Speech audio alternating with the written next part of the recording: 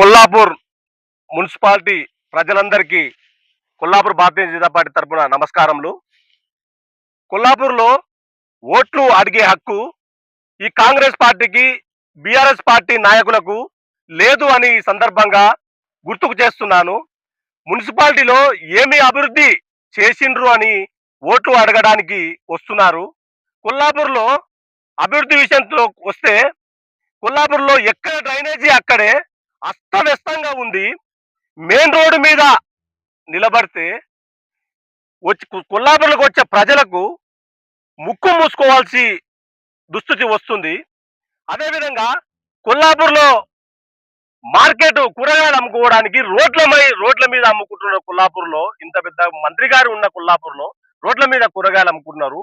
ఈ కూరగాయల మార్కెట్లు కూడా గతంలో 2 కోట్ల రూపాయలు శాంక్షన్ అయినా కూడా కూరగాయల మార్కెట్ ని ఏర్పాటు చేయకపోవడం ఎంత దౌర్భాగ్యము. అదేవిధంగా కొల్లాపూర్ మున్సిపాలిటీలో ఎక్కడ పడితే అక్కడ కబ్జాలు దౌర్జన్యాలు చేస్తున్నారు. అదేవిధంగా గత ప్రభుత్వ హయాంలో ఆర్డీఓ ఆఫీస్ దగ్గర 10 లక్షల రూపాయలతో టాయిలెట్స్ కట్టిండ్రు. కట్టిన టాయిలెట్స్ ను ఓపెన్ చేయక ముందుకే ఆ టాయిలెట్స్ ను కూడగొట్టిండ్రు. ఇది ప్రజల సొమ్మును దుర్వినియోగం చేసుకుంటూ దీనికి ప్రజలకు ఏం సమాధానం చెప్తారు? అదేవిధంగా గతంలో రోడ్డు వెడల్పులో భాగంగా షాపింగ్ కాంప్లెక్స్ ను తీసివేస్తే ఆ షాపింగ్ కాంప్లెక్స్ మళ్ళా షాపుల వాళ్ళు మళ్ళా ముందరకు వచ్చి గోడలు కడుతుంటే ఆ గోడ కట్టిన గోడ ఒక్క ఇటుక పిల్ల కూడా పిక్కలేకపోతున్నారు. కొల్లాపూర్ మున్సిపాలిటీ అధికారులు కానీ స్థానిక కాంగ్రెస్ పార్టీ నాయకులు కానీ ఒక్క ఇటుక పిల్ల కూడా తీయలేకపోతున్నారు. మీరు రేపొద్దుగాల కొల్లాపూర్లో మున్సిపాలిటీ పరిధిలో ఏమి అభివృద్ధి చేస్తారని ఈ సందర్భంగా గుర్తుకు చేస్తున్నాను.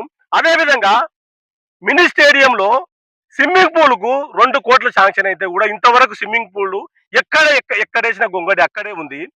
అదేవిధంగా చుక్కాయపల్లిలో డబుల్ బెడ్రూమ్ ఇళ్లకు శంకుస్థాపన చేసి ఎన్నేళ్ళు అవుతుందో కొల్లాపూర్ ప్రజలు మొత్తం మర్చిపోయినరు. ఆ డబుల్ బెడ్రూమ్ ఇండ్లు కూడా ముందుకు పోవడం లేదు. అదేవిధంగా చుక్కాపల్లి చెరువు కట్టను ఒక మినీ ట్యాంక్ బండ్గా చేస్తామని హంగు ఆరుబాటలతో మంత్రి గారు పోయి ఆ మినీ ట్యాంక్ బండ్ కూడా మర్చిపోయినరు. శంకుస్థాపన చేసి మళ్ళా మర్చిపోయినరు.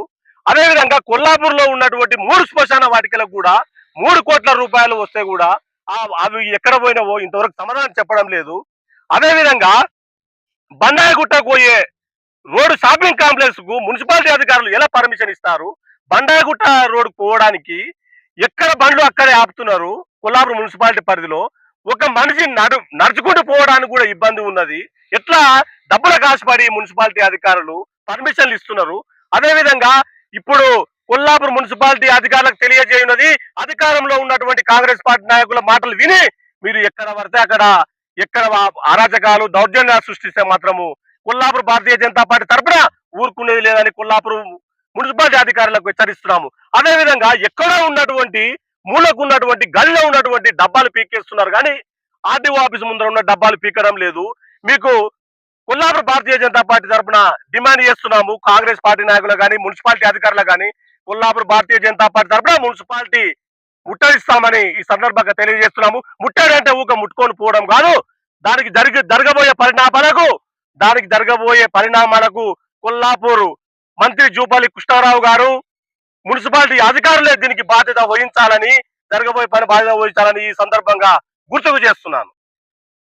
మున్సిపాలిటీ ఎలక్షన్లలో ఈ కాంగ్రెస్ పార్టీకి బీఆర్ఎస్ పార్టీ నాయకులకు బుద్ధి చెప్పి కొల్లాపూర్ లో మున్సిపాలిటీ పరిధిలోని భారతీయ జనతా పార్టీని కొల్లాపూర్ మున్సిపాలిటీ ప్రజలు ఓట్లు వేసి గెలిపించవలసిందిగా ఈ సందర్భంగా కొల్లాపూర్ మున్సిపాలిటీ ప్రజలందరినీ చేతులు జోడించి నమస్కరించి అడుగుతున్నాను.